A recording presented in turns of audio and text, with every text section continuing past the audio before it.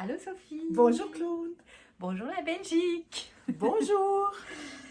Alors, il nous a été demandé de vous préparer une petite vidéo pour vous donner quelques conseils, vous comme accompagnateur de jeunes parents, de parents qui demandent le baptême pour leur bébé. Alors, on se lance, on est avec vous, mais on va avoir besoin de vous parce que comme vous êtes des adultes, vous avez déjà toute une expérience. Ben, avant de prendre la parole, on va vous demander de vous poser quelques questions personnellement et de mettre peut-être la vidéo sur pause 1 ou 2 minutes après que Sophie vous ait nommé ces quelques questions. Alors Sophie, je te passe la parole pour les questions. Alors, 3 questions. Avez-vous le sentiment que Dieu est réel, qu'il est présent dans la vie de ses familles, de ses parents? Ou au contraire, est-ce que vous avez le sentiment que Dieu en est absent? Pourquoi? À quoi reconnaissez-vous cela? À quels indices?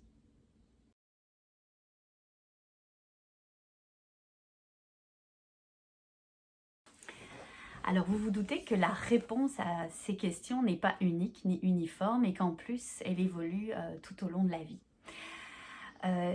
Et on se demande si c'est justement pas plutôt dans le fait de se poser des questions par rapport à Dieu que Dieu est présent plutôt que dans le fait de trouver des réponses.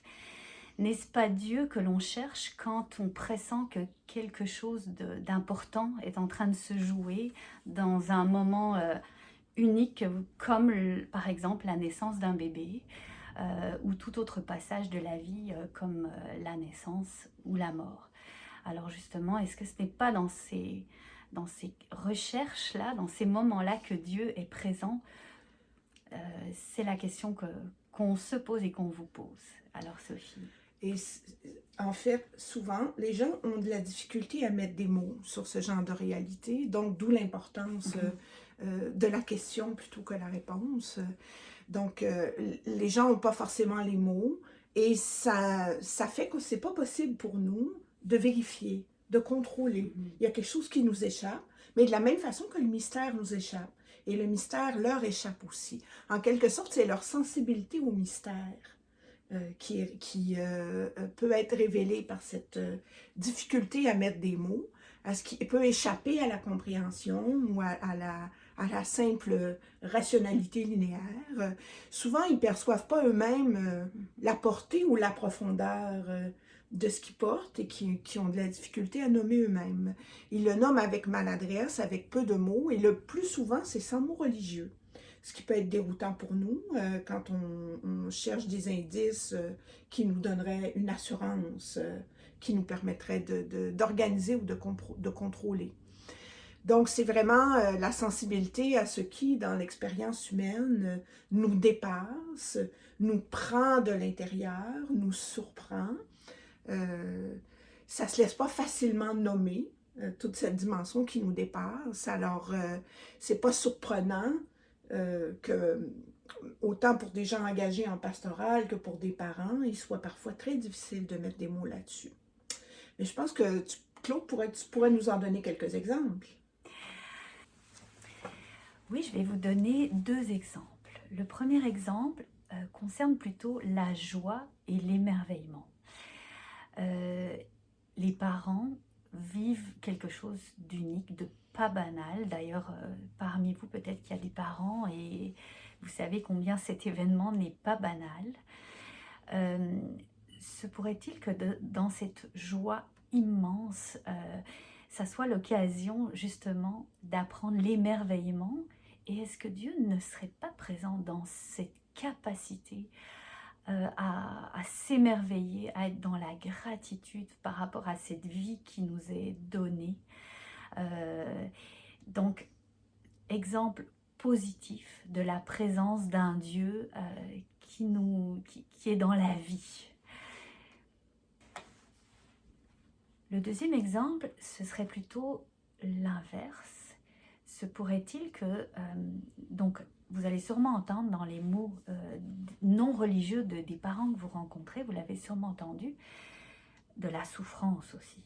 Vous le savez, comme parents, une naissance, ça vient avec des nuits entrecoupées, des pleurs avec lesquels on ne sait pas quoi faire, une fatigue, un manque de patience, on se sent vite, on est vite confronté à nos limites. Se pourrait-il que dans cette expression de ces limites, ben, Dieu soit présent également et est-ce on aurait des passages à vivre par rapport à ça? Sophie, qu'est-ce que tu en dis? Oui, ben, l'expression des limites, c'est justement le lieu de la découverte qu'on n'est pas la source de nos enfants, puis que notre capacité d'aimer est limitée et que nous-mêmes, on a besoin d'aller puiser dans un amour plus grand que nous.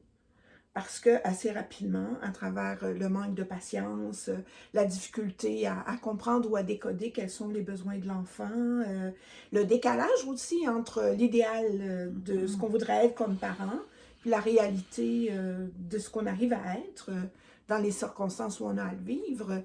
Donc, ça indique, je pense, ça nous fait toucher du doigt que nous ne sommes pas Dieu, que nous ne pouvons pas tout donner à nos enfants, et que nous recevons comme eux la vie de celui qui est plus grand que nous et qui en est la source, qui en est l'origine.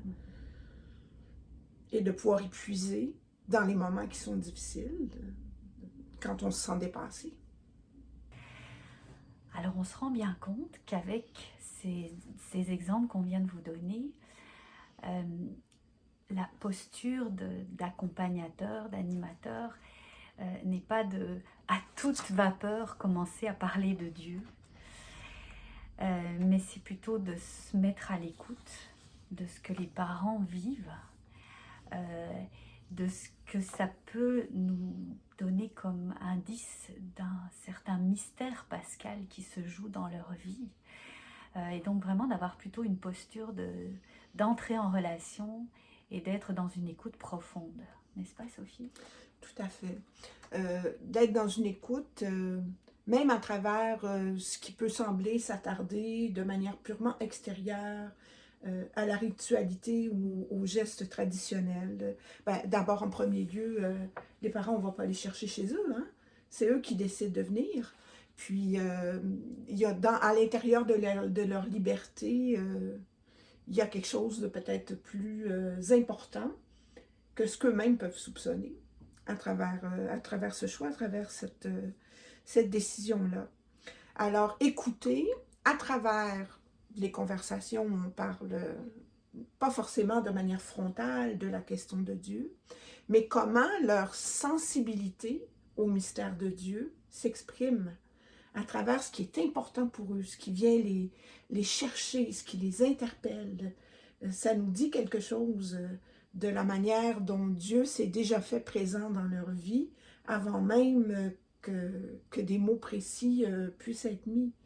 Parce que c'est pas le fait de parler de Dieu qui fait que Dieu est présent dans nos vies. Si Dieu est Dieu, il est déjà là bien avant qu'on se réalise qu'il y est, ne fût-ce que parce qu'il est la source, la source de toutes nos existences.